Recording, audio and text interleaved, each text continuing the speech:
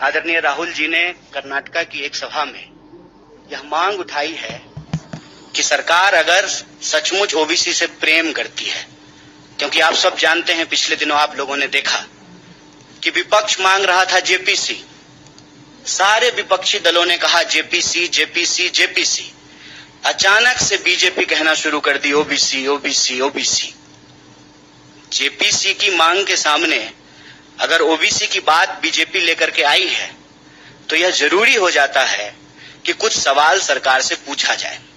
सबसे पहला सवाल यह है कि प्रधानमंत्री बड़े जोर शोर से कह रहे हैं कि डिजिटल इंडिया का दौर है, तो डिजिटल इंडिया में, डिजिटल दौर में सबसे जरूरी चीज है डेटा। अक्सर आप सब लोग सुनते होंगे कि कहा जा रहा है कि डेटा न्यू ऑयल है, जिसके पास डेटा होगा वो दुनिया का लीडिंग पावर होगा।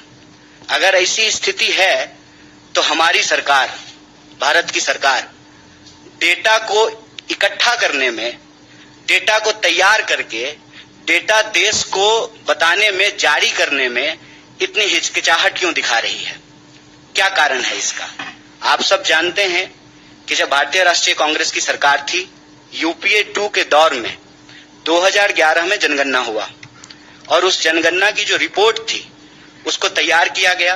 वह रिपोर्ट प्रकाशित होती, उसके बाद सरकार चली गई। 2014 में नई सरकार बन करके आई, तब से लेकर के हम लोग 2023 में हैं, अभी तक कोई डेटा जो है वो जारी नहीं किया गया है। आप सब लोगों को पता है कि 2021 में जनगणना होना था, 2021 में जनगणना नहीं हुआ है। दुष्यंत कुमार कहते हैं कि कहां तो तय था चिरागा हरेक घर के लिए, कहां चिराग मयस्सर नहीं शहर के लिए। डेटा जब इतना इंपॉर्टेंट है, जब हर चीज को गिना जाना जरूरी है, आप स्त्री गिनते हैं, पुरुष गिनते हैं, शिशु गिनते हैं, पशु गिनते हैं, तो फिर जाति गिनने में क्या दिक्कत है? और हम इसमें कुछ और तो नहीं कह रहे हैं, हम ये कह रहे हैं कि देश में हर 10 साल में जो सामाजिक, आर्थिक और जातीय आधार पर जो जनगणना होता है उसका रिपोर्ट जो है आप जारी कीजिए।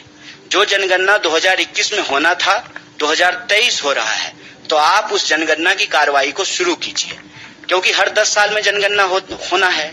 और ऐसा तो है नहीं कि आज जनगणना शुरू हुआ है। आप सब जानते हैं कि इस देश में लगभग 150 साल से जनगणना हो रहा है, 150 साल से। और हम गिनते क्यों हैं? हमको संख्या को गिनने की जरूरत क्यों पड़ती है? इसका सीधा सा जवाब है, आपके घर में जितने सदस्य होते हैं उतना ही खाना बनाते हैं ना। घर में अगर आप कोई दावत देते हैं तो जितना गेस्ट आपको एक्सपेक्टेड होता है उतना ही जो है आप भोज में खाना बनवाते हैं। जब आपके पास संख्या ही नहीं होगी तो किस आधार पे आप नीति का निर्माण करेंगे? कैसे जो है आप नीति का निर्धारण करेंगे?